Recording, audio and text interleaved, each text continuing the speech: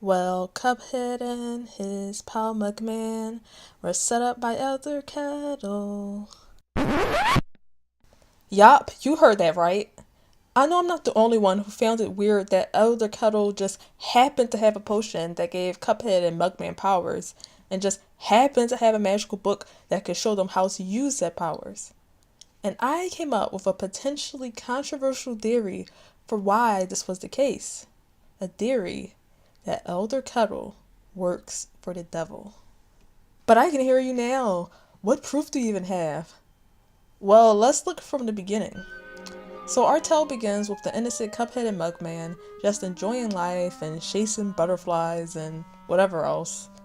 But look at this line right here. Despite the Elder Kettle's many warnings.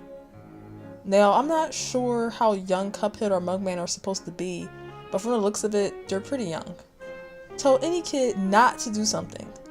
And what does it make them want to do? The exact thing you told them not to do. And with Elder Kettle warning them time and time again, it's no wonder they would eventually get curious.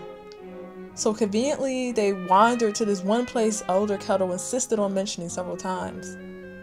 Okay, but for the sake of argument, let's say they realistically traveled through all these weird lands and made it to the casino, and it wasn't because of the influence of Elder Kettle.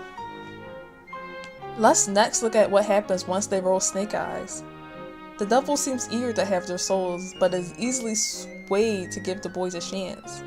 He just has the parchment ready, as if this was his plan all along, to have two unsuspecting kids come along, scam them, and have them do his dirty work.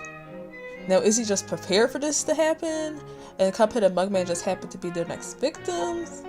Perhaps.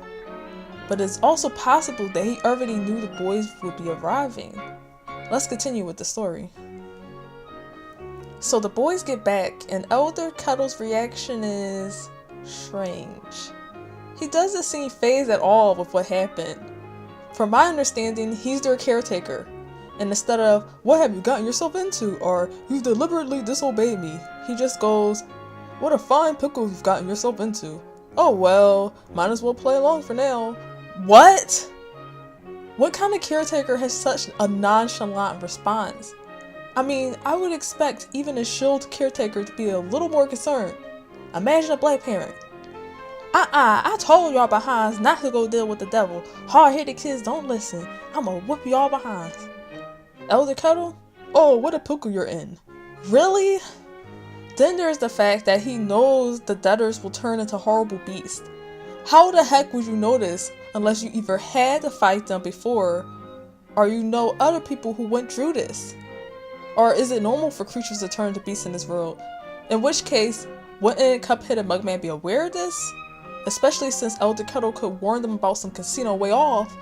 Wouldn't he also warn them about beasts if this were an everything thing? Then there's the fact that Elder Kettle had a potion that gave the boys magical powers readily available. What type of person just goes around carrying that? I'll tell you who. A person who's working for the devil himself. Just think about it. Perhaps Elder Kettle has his own history with the devil, hence his knowledge of his casino. It could be that for whatever reason, he became the devil's pawn, having to find unsuspecting youngsters to collect contracts for him. Elder Kettle is responsible for finding potential candidates, hence why he has the power bestowing potion, and a convenient book that teaches collectors how to use those powers.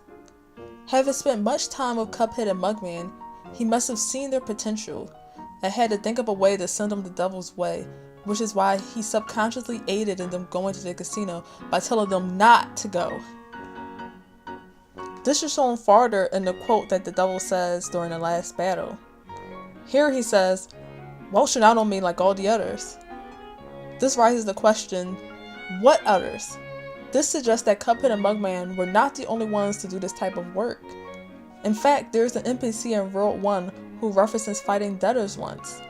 He may have well been another candidate who failed. And perhaps the reason his soul is not now owned by the devil is because the conditions of their agreement were different. For example, perhaps his punishment was losing someone close to him.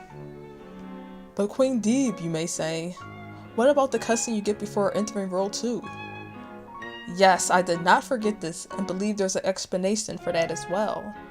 Perhaps World 1 is a warm-up to test the potential of debt collectors. And that's why that NPC is still in World 1, because he didn't have what it took to proceed. But after seeing Cuphead and Mugman's success, Elder Kettle knows that the boys can make it, and sees hope at the end of the tunnel. Perhaps there's guilt for turning young and innocent citizens into the devil's pawns. And seeing how strong Cuphead and Mugman have gotten, he thinks that they may have what it takes to actually beat the devil once and for all. That's why he goes back and tells them to do the right thing when the time comes.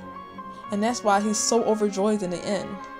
Because despite setting them up, the two kids he raised were actually able to beat the devil himself, filling him with pride. So there you have it, folks. My theory on why I think Elder Kettle was actually in on the whole debt collection scheme. Now please don't take this too seriously. It's all for fun, like any fan theory. But did any of you guys think something similar? Or didn't think of it before, but now that I mention it are like, oh yeah? Or do you think this theory is just too ridiculous to even think about? Let's start a conversation in the comments. And if you enjoyed this video and would like to see more nerdy content like this, please leave a like and subscribe. So thanks and see you all in the next video.